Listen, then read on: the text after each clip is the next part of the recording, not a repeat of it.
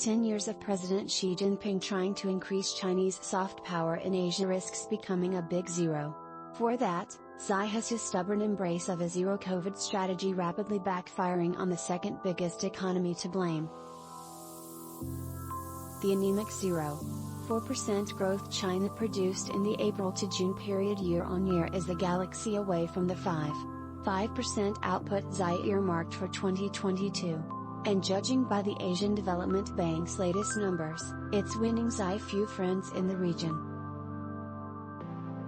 China's gross domestic product miss is dragging neighbors down, too. ADB just lowered its growth forecast for developing Asia to 4.6% from 5.2% this year, largely thanks to slowing Chinese growth. Yet, as private sector economists agree, this is likely to prove overly optimistic. The Federal Reserve's tightening cycle, for example, is still in the early stages. Global inflation continues to slam corporate and household confidence. Fallout from Russia's Ukraine invasion on global food and energy costs and supply chains could still get a lot worse. The U.S. dollar's powerful rally is luring tidal waves of capital away from Asian markets, leaving economies starved for liquidity. This dynamic has the potential to increase Chinese default risks, another threat to Asia. Over the last year, highly indebted property developers have had trouble making payments on overseas loans.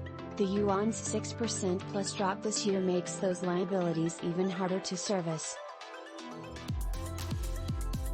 Debt reckoning or not, China's year is rapidly getting away from Xi and Asian neighbors who plan to ride its coattails.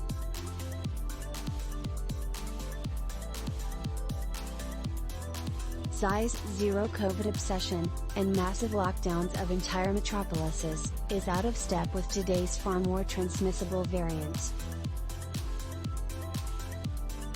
The answer is better vaccines, smarter contact tracing, testing and savvier mitigation strategies, not forcing tens of millions to shelter in place in this city or that one. Sadly, Xi ensnared China in the very trap geopolitics wonks, including Ian Bremmer feared.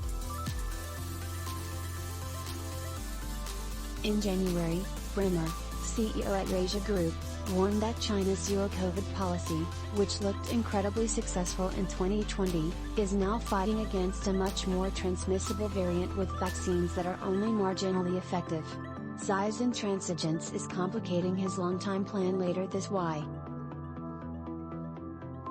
Odds are very high that Xi will get his way, but the coronation might now be less enthusiastic as growth flatlines. The same goes for average consumers boycotting mortgage payments amid widespread delays in completing giant development projects. The standoff is a tantalizing microcosm of China's bubble troubles. Xi Jinping, CEO of MegaTrust Investment, finds great significance in reports that Xi's government is devising a property stabilization fund.